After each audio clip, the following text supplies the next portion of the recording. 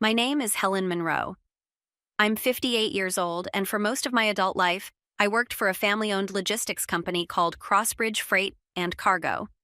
I started there in my late 30s, divorced with one daughter to raise and bills stacked higher than my self-esteem. I was just a bookkeeper back then, grateful to have found stable work. What I didn't know was that the real cost of that stability would be my silence. The company was run by Richard Dalton, a sharp-dressed, smooth-talking man in his early 50s at the time, charismatic in public, vicious in private. He had a wife he never mentioned, a grown son who never showed up, and a way of making every woman in the office feel like they owed him something. The Daltons owned everything: the company, the building, the people. Richard had an eye for detail, but a greater eye for manipulation. He would charm clients, then squeeze suppliers dry, and if someone on staff ever asked questions, well, they didn't last long. I wasn't naive. I noticed the discrepancies early: invoices that didn't match shipments, vendor accounts that didn't add up, petty cash that vanished and reappeared like magic. When I brought it up once, just once, Richard gave me a smile that didn't touch his eyes and said, "Helen, if you want to keep your job, learn what's yours to touch and what's not." That was the first time I looked the other way. Not the last. But it wasn't just me. Others knew. A quiet network of silence held the whole place together. We all had something to lose: a mortgage, a child in college, a spouse out of work. And Richard knew it. That was his power, not the fraud itself, but our silence. Then came the moment that changed everything. It was a cold morning in late January, a decade after I first walked through that glass door. I was preparing the quarterly financials when two government officials stepped into the office: plain suits, badges, the kind that make your stomach sink. An audit, they said. Routine. But nothing is ever routine when you're hiding rot under polished floors. I knew we were in trouble, but I also thought, naively, that Richard would protect me. I had kept his secrets, hadn't I? That afternoon, I was called into a closed-door meeting with him and his lawyer. I expected instructions. Instead, I got betrayal. He said the documents were all filed under my name: the fake invoices, the hidden accounts, my login, my credentials. His lawyer slid a file across the table, cool as ice, and said, "You'll need to cooperate. It's in everyone's best interest." I sat there stunned, trying to breathe through the panic. 10 years of silence, and this was my reward? But I didn't scream. Not yet. I nodded, stood, and left the room with my hands shaking. My daughter Anna was getting married in 6 months. My retirement savings were tied to this company. I needed time to think. That night, I opened the storage box in my bedroom closet where I had kept copies. Not all, but enough. Enough to remind myself I was not crazy. Enough to begin. The folder was thicker than I remembered. Yellowed paper, handwritten notes, spreadsheets printed and folded over with highlights from a decade ago. I hadn't looked at it in years. Back then, I'd only made copies for my own sanity. Proof that I wasn't imagining things. But now, sitting at the edge of my bed in the half-dark, the papers felt radioactive. My hands trembled as I flipped through them. Invoices paid to vendors that didn't exist. Wire transfers just under reporting thresholds. Shipping manifests that looked real until you noticed the dates overlapped with holidays when the docks had been closed. These weren't careless errors. They were deliberate. But here's the thing about Richard Dalton.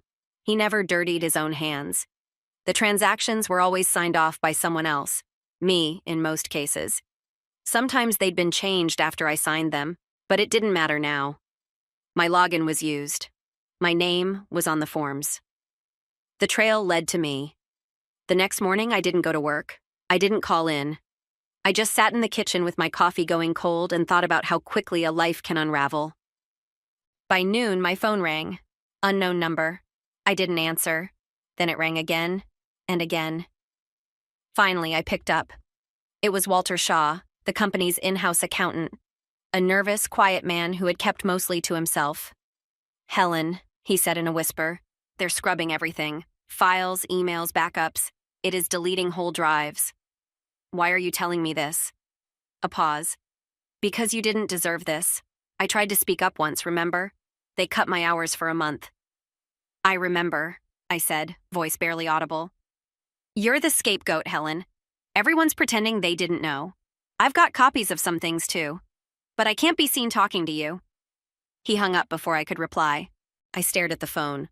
Walter had just confirmed what I feared most. Richard wasn't acting alone. The whole inner circle was closing ranks. And now that the audit had started, they were scrubbing their fingerprints clean. That night, I drove across town to visit my daughter Anna. She opened the door with a big smile until she saw my face. "Mom, what happened?" I lied. I told her I wasn't feeling well and just needed to see her. She believed me, for now. But as she made tea and chatted about wedding plans, I sat there with a growing lump in my throat. How was I going to tell her that everything I'd worked for, her college, her wedding fund, my pension, could be gone in weeks? And worse, what if the government came after me for the fraud? They could. They would. I had to find a way out. I couldn't afford to wait for someone to rescue me. Richard had made his move. Now it was my turn. By Monday morning, my name was no longer on the company roster. No call, no official notice. I only found out because my email stopped working and my keycard wouldn't let me into the building. I stood outside Crossbridge's steel doors, humiliated. Employees passed me with forced smiles or quick glances away. They knew. Maybe not the full story, but enough to want to keep their heads down. I understood that. I had done it myself for years. Back in the parking lot, I sat behind the wheel for a long time, staring at the building. Somewhere inside, Richard was sipping his coffee and spinning a new story for the auditors. He'd always been good at that. Just enough truth to sound real. Just enough lies to ruin someone else. That afternoon, I visited a former employee, Linda Harwood. She'd worked in operations and had left 2 years ago after a mutual disagreement, as Richard had phrased it in the newsletter. She lived in a modest condo on the edge of town, and when she opened the door, her eyes widened in surprise. "Well," she said, leaning against the frame, "I figured I'd hear from you sooner or later." "You knew?" "I knew the hammer would fall on someone. Didn't think it'd be you." She let me in and poured tea like nothing had changed, like we were just catching up. I told her everything, or almost everything. I left out the evidence I had. I needed to know if I could trust her first. She listened quietly, then said, "I had my suspicions, but I didn't have the kind of access you did. Why didn't you ever say anything?" "I tried once," she said flatly. "To HR. You know what they did? Gave me 2 weeks to consider retirement. I took it." We sat in silence, the air between us thick with the weight of complicity and regret. Then she looked me in the eye.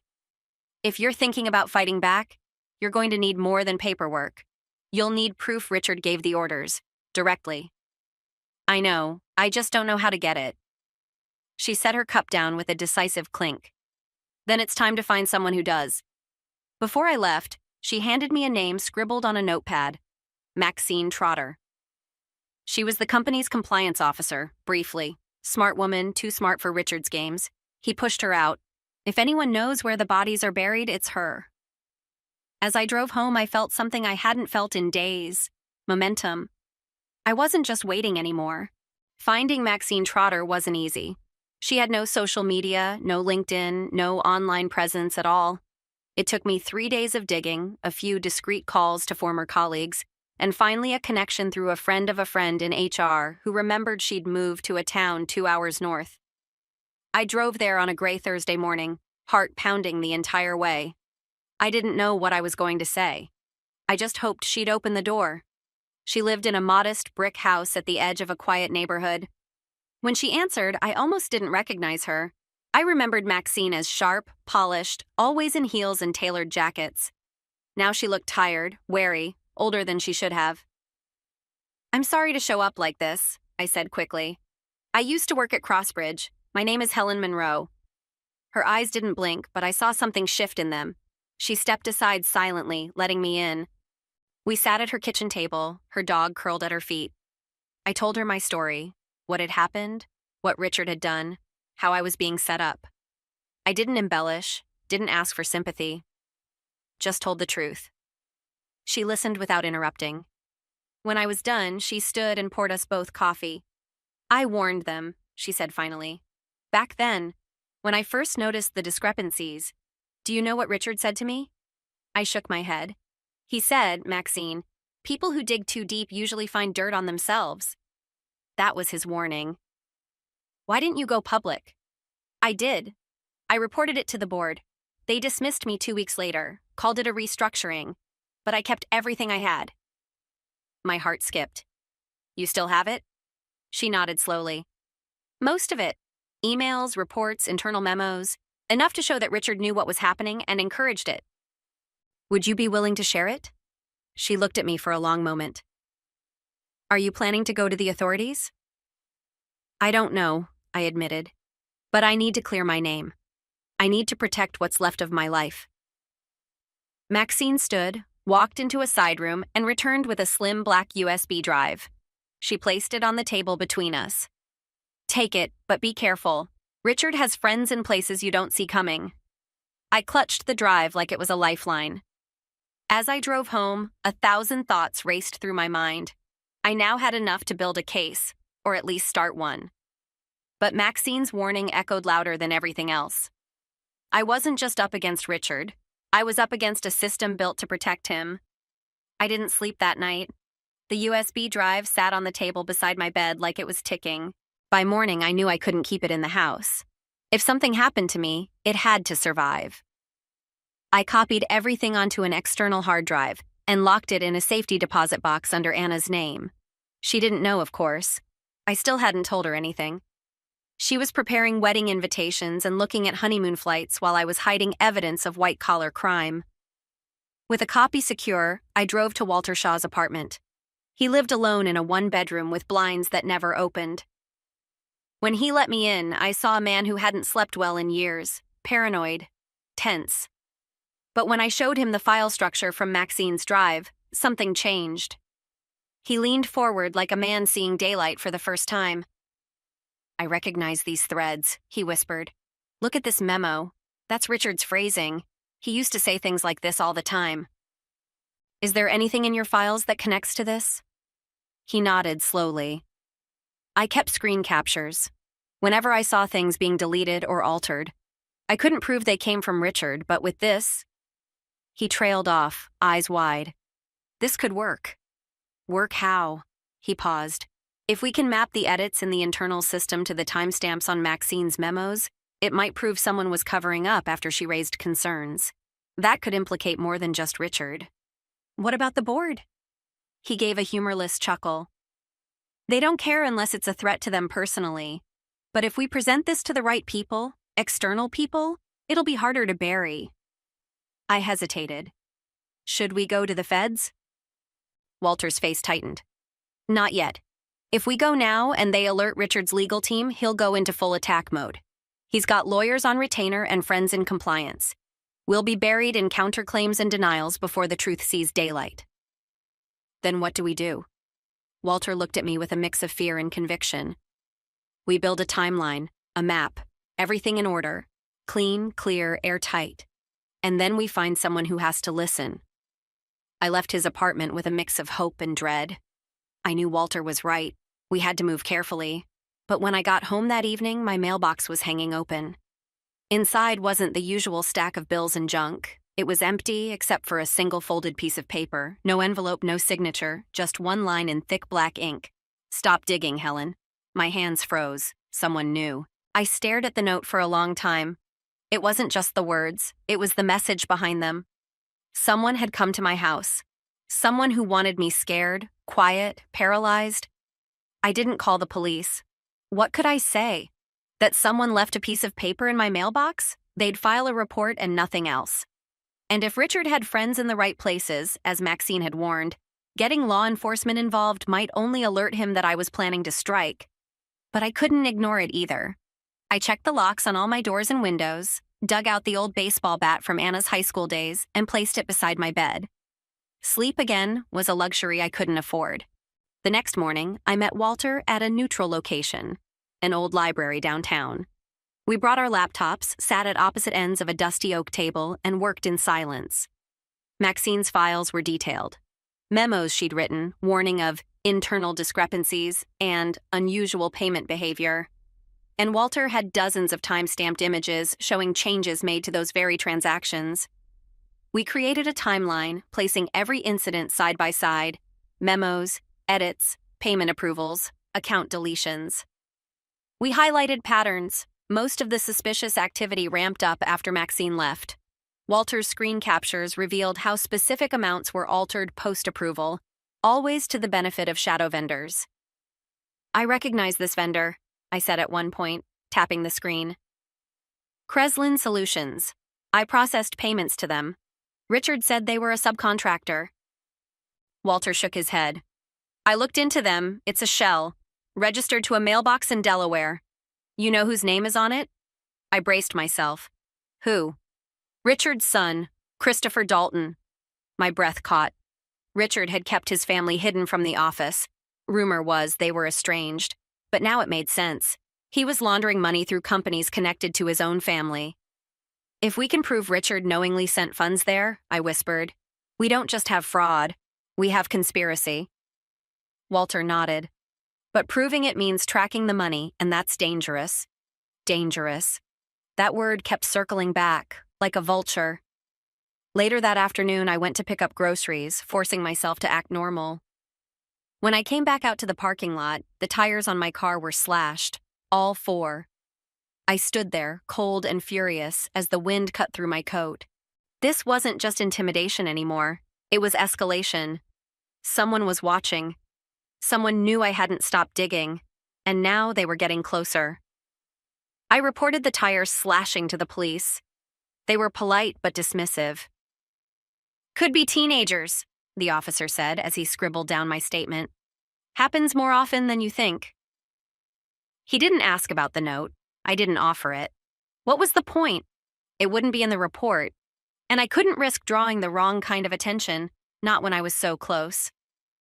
That night, I called Anna. I wanted to hear her voice, make sure she was safe, even if I couldn't tell her why I was suddenly afraid for both of us. "You okay, Mom?" she asked. "You sound tired." "I'm just going through something at work," I lied. "Nothing to worry about." She told me she and her fiancé were looking at houses. I made all the right noises, tried to sound excited, but I couldn't stop picturing a stranger standing outside my home in the dark, slipping a note into my mailbox. I needed help, legal help. But I couldn't afford a lawyer, not with my accounts frozen pending internal investigation by Crossbridge's insurance provider. And I didn't trust the firms Richard might have ties to. So I reached out to someone I hadn't spoken to in years, Maggie Stone. She'd been a friend once, a sharp-tongued, relentless investigator who had left the corporate world to become a freelance legal consultant. We'd lost touch after she took on a whistleblower case and disappeared into a years-long battle with a pharmaceutical company. I wasn't sure she'd even respond to my message. But she did. The next morning, she called me back. "I remember Richard Dalton," she said coolly. "He tried to buy my silence in 2013 when I caught one of his shell deals during a review. That man's dirtier than a back alley dumpster." "I have proof now," I said, "but I don't know how to use it without it blowing up in my face." We met that afternoon at a diner near the outskirts of town. Maggie was exactly as I remembered. Tall, unsmiling, and always in control. I gave her a copy of the drive and a summary of what Walter and I had pieced together. She scrolled through the files, her lips tight. "This is heavy. If what you're saying about his son is true, this isn't just fraud. It's racketeering." I blinked. "That serious?" Maggie looked up. "If the payments went across state lines, and they did, it's federal. And if Richard used intimidation to keep people quiet, that's obstruction. Add in the shell company and his son's name, that's enough to open a federal criminal investigation. What do I do now? You let me take this to someone who owes me a favor at the Justice Department. Quietly, carefully. We won't go to the auditors yet. First, we put pressure where Richard doesn't expect it." I exhaled. For the first time, I felt the scales tilt, just slightly, away from fear and toward hope. But that evening, as I pulled into my driveway, I noticed something strange. My garbage bins had been moved. I got out, heart thudding. Inside one of them, under a layer of trash, was a plastic bag. Inside the bag, photographs of me, at the bank, at Walter's apartment, at Maxine's house. Someone was documenting every step I took. They weren't just warning me anymore. They were planning something. I didn't sleep that night, not a minute. I sat on the couch with every light in the house on, clutching the envelope of photographs like it was going to explode. I didn't call Anna. I didn't want to drag her into this nightmare. But I knew I couldn't shield her forever. Whoever was behind this had eyes on me, and if they wanted to scare me, they'd find a way to use her too. I had to act before that happened. The next morning, I met Maggie again. This time, we drove an hour out of town to a small law office she trusted. There, behind closed doors, she used a secure line to contact someone she called an old favor, a woman named Sheila Harper at the Justice Department. "I'm giving her the files," Maggie said, "but I'm not naming you yet, just the fraud. Let's see if she bites." Sheila called back within 2 hours. "This is serious," she said over speakerphone, her voice cool and clipped. "The volume of financial movement alone justifies preliminary investigation. If the shell company is connected to a family member, we may have something bigger." She asked for follow-up documents, Walter's logs, Maxine's emails, anything tying internal edits to payments, and Maggie agreed to send a redacted batch. After we hung up, Maggie turned to me. "This is moving faster than I expected. That's good, but it's also dangerous. If Richard catches wind of a federal inquiry, he'll panic. Men like him don't go down quietly." That evening, I called Walter and told him to lay low. "Work from home, don't meet me in public, don't open your door unless it's me." He didn't argue, but it was already too late. The next morning, I found his voicemail on my phone. "Helen, someone was in my apartment. Nothing stolen, but drawers open, papers gone. They knew exactly what to take." I felt sick. "Did they get your copies?" "No, I moved them to a friend's place last week, but they were searching for something." That same afternoon, Maggie received a threatening email. No sender, no trace, just a line of text. "Lawyers disappear too." We met that night in her car, parked at the edge of a dark rest stop. She looked unshaken. "This confirms we're hitting nerves. They're watching everything." I nodded, but my hands wouldn't stop trembling. "What happens now?" "We push," she said. "We go public before they can silence us." "Public how?" "We give Sheila everything. Names, dates, photos, and we go to the press, quietly. Let them know what's about to come out." "What if Richard comes after us?" "He already is, but we're going to stop being prey." It was the first time someone had said it out loud. We weren't just victims anymore. We didn't have a press conference. We didn't blow whistles in the street. Maggie sent the full unredacted files to Agent Sheila Harper through a secure legal channel. Names, dates, transactions, photos, internal memos, everything. We sent it in one final data package, encrypted, with one message attached.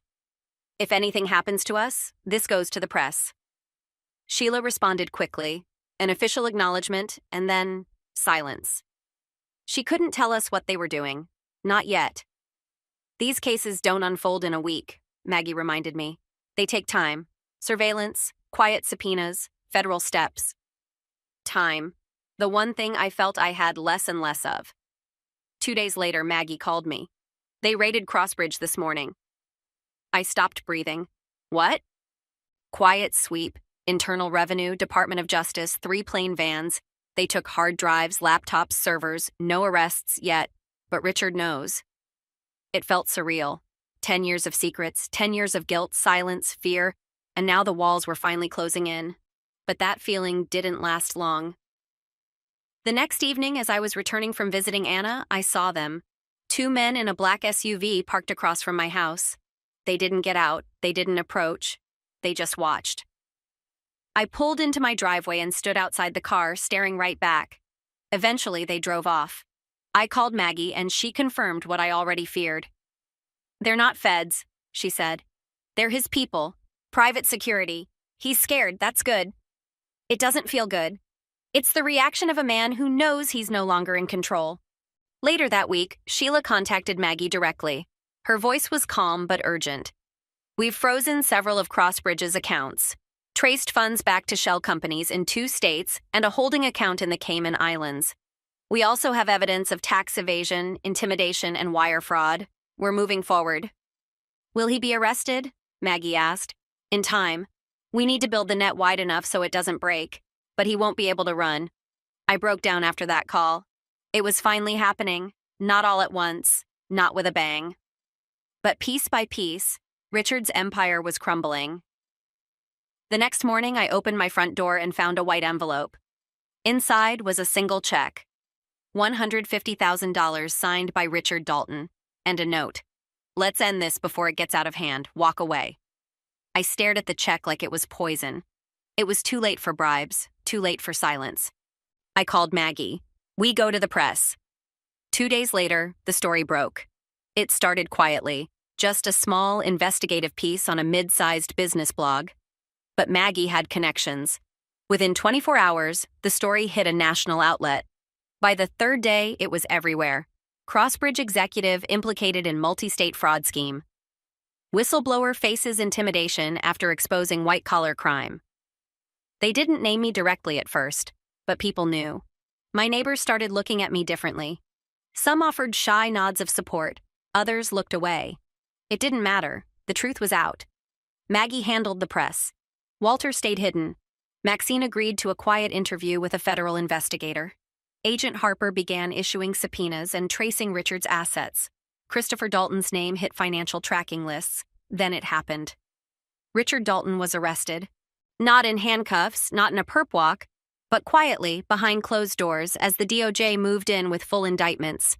Mail fraud, wire fraud, tax evasion, obstruction, racketeering. His assets were frozen, his passport seized. I watched the report on the evening news, alone in my living room, tears rolling down my cheeks. Not from joy, not even relief, just release. 10 years of carrying a secret, 10 years of looking the other way, of justifying silence, of wondering if I was complicit just by breathing the same air as him. And now? Now it was over. That night I told Anna everything. Every lie I'd told to protect her, every risk I'd taken. She didn't speak for a while, just held my hand. "I wish you'd told me sooner," she finally said. "But I'm proud of you, Mom." A week later, I received a certified letter from the DOJ. I was no longer under investigation. My name had been cleared. I would even be eligible for whistleblower protections and potentially restitution for damages. But I didn't care about the money. I cared that I could finally breathe again. The company collapsed soon after. With Richard gone and the board under scrutiny, Crossbridge was gutted from the inside out. The building was sold, the logo removed. I drove past it once, empty parking lot, broken blinds in the windows. It looked smaller than I remembered. Sometimes people still ask me why I stayed silent so long, why I let it go on for 10 years. And the truth is, I was scared, I was tired, and I believed the lie that I couldn't survive without them. But I did, and when it mattered most, I stood up. That's what I hold on to now.